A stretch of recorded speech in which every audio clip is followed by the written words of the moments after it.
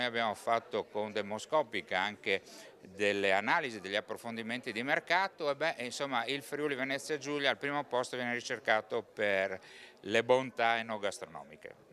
L'enogastronomia della nostra regione piace. Il track di sapori di Friuli Venezia Giulia l'ha portata in versione itinerante attraverso 11 tappe, coinvolgendo 35 produttori locali in 42 eventi.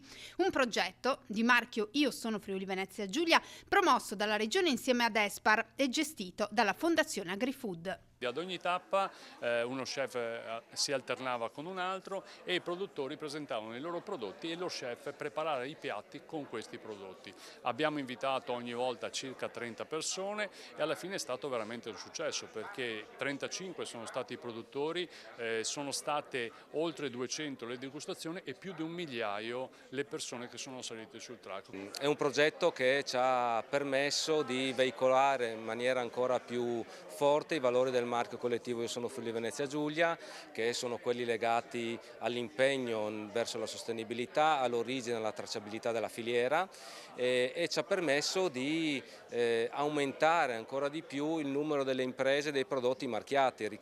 E sta per partire il nuovo tour di Sapori di Friuli Venezia Giulia che nel 2025 toccherà 13 località. Già lo scorso anno siamo andati a Klagenfurt e ci torneremo quest'anno. Quest'anno andremo anche in Veneto, andremo anche in Emilia Romagna e andremo anche in Trentino Alto Adige affinché i nostri prodotti vengano visti, assaggiati ed acquistati da chi abita quelle regioni, magari li possiamo anche invitare a passare qualche giorno nella nostra regione a godere dell'enogastronomia ma anche di tutte le bellezze della nostra regione.